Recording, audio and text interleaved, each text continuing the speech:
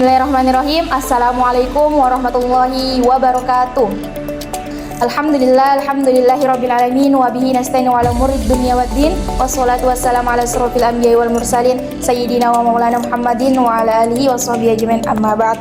Pertama-tama marilah kita senantiasa manjatkan puji syukur kita atas kehadirat Allah Subhanahu wa taala. Shalawat dan salam tak lupa kita curahkan kepada baginda Nabi Allah Muhammad sallallahu alaihi wasallam. Baiklah, halo teman-teman, kami dari kelompok 2 mata kuliah Naratologi Al-Quran dengan dosen pengampu Ustadz Dr. Abdul Muiz Amir, LC/MTHI. Kami akan mempresentasikan sebuah kisah daripada Nabi, yaitu kisah Nabi Nuh. Baiklah, sebelum itu kami perkenalan dulu. Saya Risnawati selaku moderator serta akan menjelaskan alur daripada kisah Nabi Nuh. Saya Opi Puspitamaya, saya akan menjelaskan tokoh dan penokohan dalam kisah Nabi Nuh. Saya sebagai Siti Nurhatifah akan membahas tentang prolog atau pembuka dari kisah Nabi Nuh alaihissalam. Saya Siti Nur Salma akan membahas kisah Nabi Nuh tentang epilog. Saya Muhammad Alamin Hakim akan membahas dialog dalam kisah Nabi Nuh. Saya Muhammad Taufik Hidayat akan menjelaskan terkait dengan monolog dari kisah Nabi Nuh. Saya Muhammad Kolbu Nazib akan menjelaskan tentang hikmah dalam kisah Nabi Nuh alaihissalam. Baik, bismillah. Di sini saya akan menjelaskan tentang tokoh dan penokohan dalam kisah Nabi Nuh.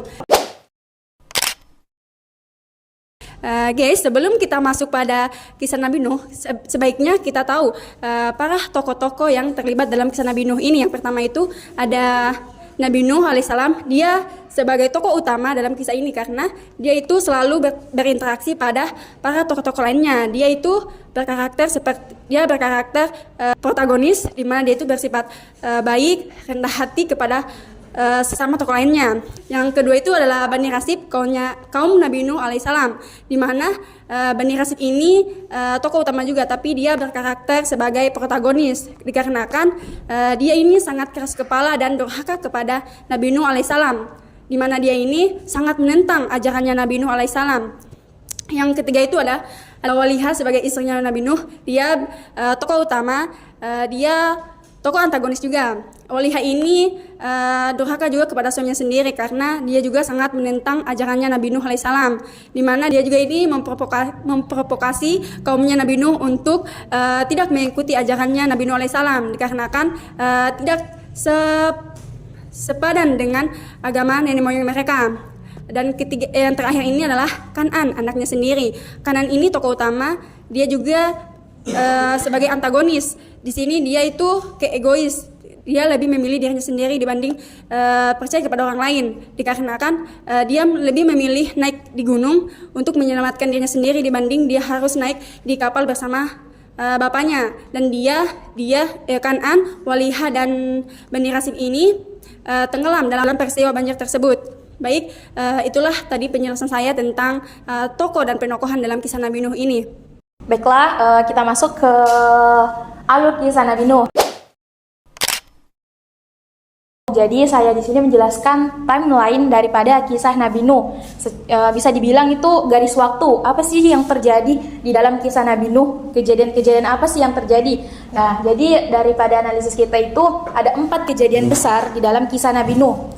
Yang pertama adalah seruan Nabi Nuh kepada kaumnya. Jadi awal mula daripada kisah Nabi Nuh, disuruhnya Nabi Nuh di dalam Quran surah Nuh ayat 2, disuruhnya Nabi Nuh untuk menyeru kaumnya untuk menyembah kepada Allah Subhanahu wa taala. Di situ disuruh Nabi Nuh untuk menyeru kaumnya. Nah, timeline yang kedua atau kejadian besar adalah seruan Nabi Nuh yang tidak didengar.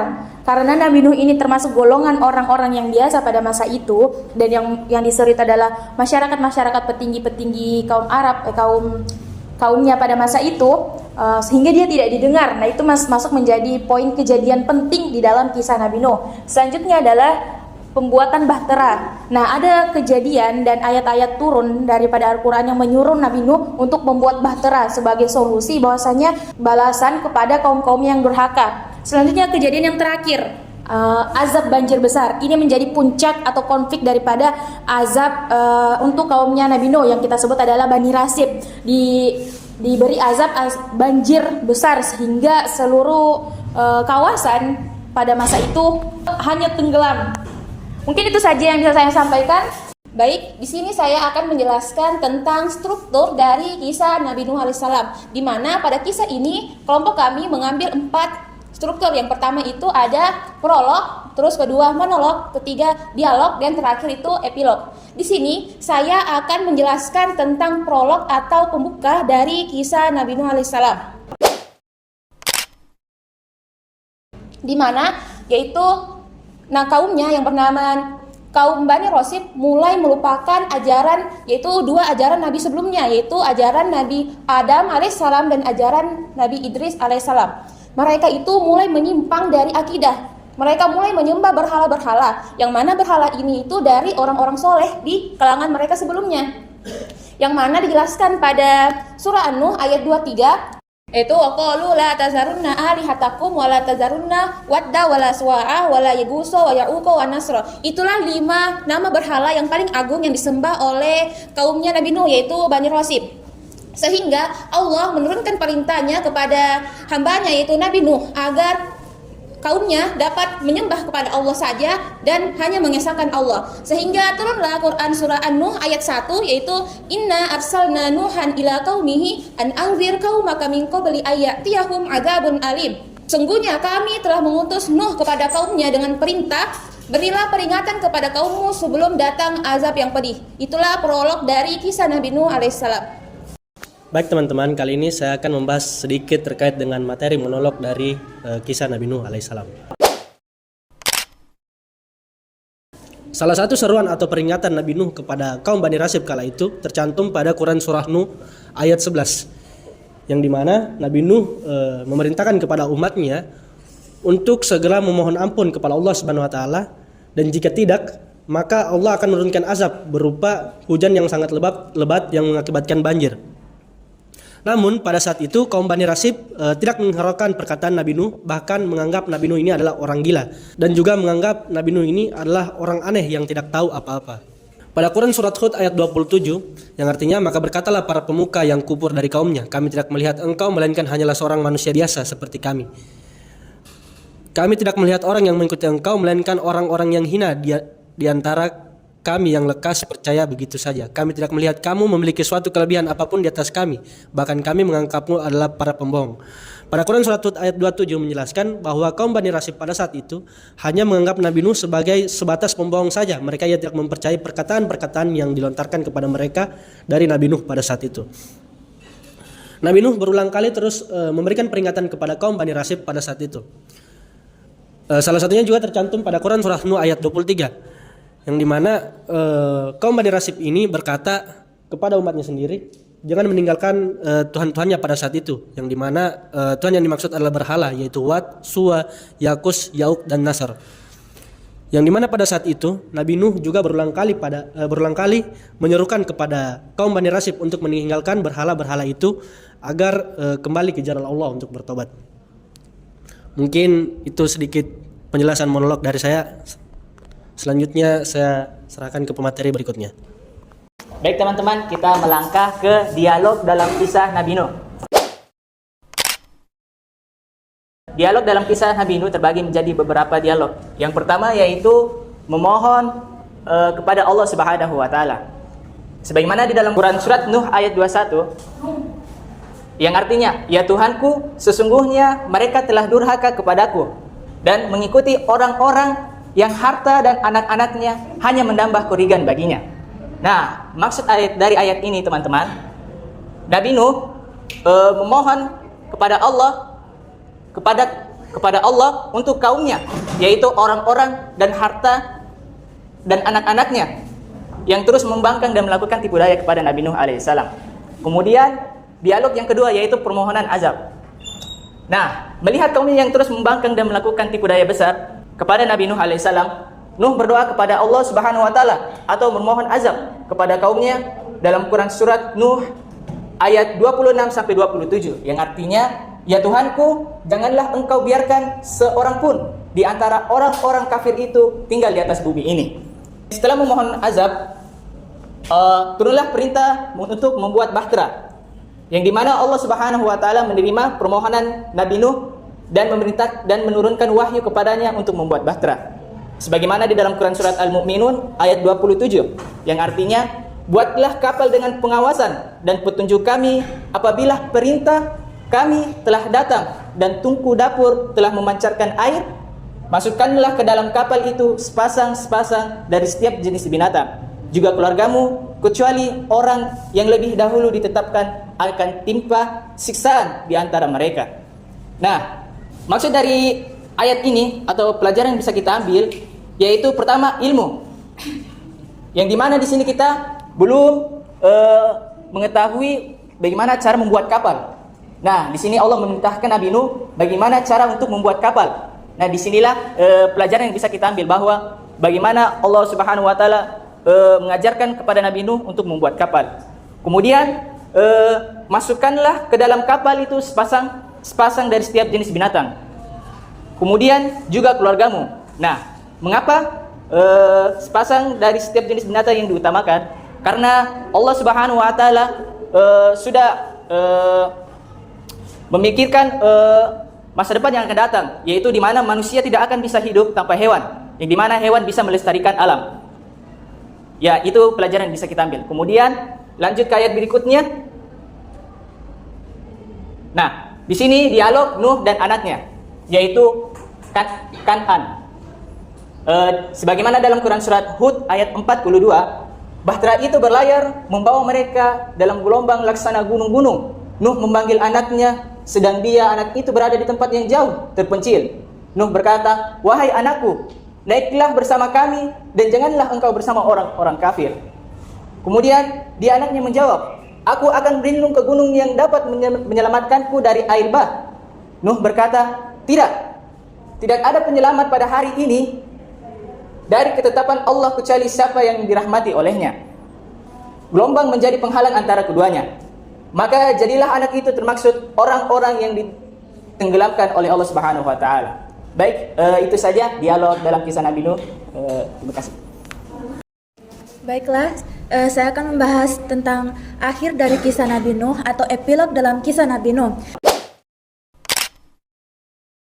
Nah, di sini epilog dalam kisah Nabi Nuh, di mana setelah pembangkangan dan kesombongan dari kaum Nabi Nuh yang durhaka, bahkan istri dan anaknya sendiri tidak lagi ikut kepada Nabi Nuh. Nah, Nabi Nuh pun menyadari bahwa mereka ini tidak bisa diselamatkan, sehingga Nabi Nuh pun juga sudah hilang kesabarannya. Dan Nabi Nuh pun berdoa kepada Allah dalam Quran surat An-Nuh ayat 28 yang berbunyi, Rabbighfirli wa liwalidayya wa liman dakhala mu'minan wa lil mu'minina wal mu'minat wa la tajidiz zalimina illa tabara. Yang artinya, ya Tuhanku, ampunilah aku, ibu bapakku dan siapapun yang memasuki rumahku dan semua orang yang beriman, baik laki-laki dan perempuan, dan janganlah engkau tambahkan bagi orang-orang zalim selain kehancuran. Dari epilog dalam kisah Nabi Nuh menjelaskan tentang keselamatan bagi kaum Nabi Nuh dalam peristiwa banjir dan tidak dijelaskan secara terperinci setelah banjir tersebut. Sekian dari epilog Nabi Nuh. Terima kasih. Baiklah teman-teman, itu tadi kisah singkat yang kami ceritakan tentang kisah Nabi Nuh, perjalanan dakwahnya Nabi Nuh ini. Jadi sebagaimana kita menganalisis kisah ini menggunakan teori analisis naratif dari Gerald Gennet yang tentang vokalisasi, yang menuntut ada kurang lebih 5 hal. Yang pertama order atau urutan kisah, yang kedua durasi, frekuensi, voicer, dan audiens. Nah, baiklah teman-teman, sekarang kita masuk kepada penutup, yang mana penutup daripada kisah harus memuat sebuah hikmah. Nah, hikmah secara umum akan dijelaskan oleh teman saya, Saudara Kolbun, disilahkan. Baik teman-teman sekalian, dari keseluruhan kisah Nabi Nuh yang telah dipaparkan tadi, kita dapat mengambil beberapa hikmah penting yang sangat relevan untuk kehidupan kita saat ini. Yang pertama adalah hikmah tentang ilmu. Kita melihat bahwa Allah memberikan pengetahuan dan keahlian untuk membuat bahtera kepada Nabi Nuh alaihissalam. Ini menunjukkan bahwa ilmu adalah salah satu kunci keselamatan dan bahwa setiap ilmu yang kita miliki harus digunakan dalam kebaikan dan ketaatan kepada Allah Subhanahu wa taala. Yang kedua, keteguhan hati dan kesabaran. Nabi Nuh alaihissalam tidak hanya berdakwah sebentar, tetapi selama 950 tahun. Dalam jangka waktu yang sangat lama ini, yang sangat panjang itu, beliau tetap bersabar menghadapi penolakan dan hinaan, bahkan pengkhianatan dari istri dan anaknya.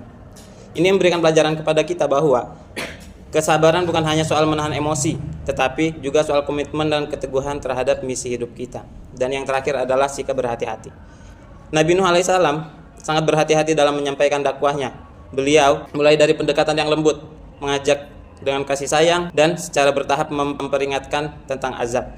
Ini juga mengajarkan bahwa dalam menyampaikan kebenaran tidak cukup hanya menyampaikan isi, tapi juga perlu memperhatikan cara, waktu, dan pendekatan yang tepat.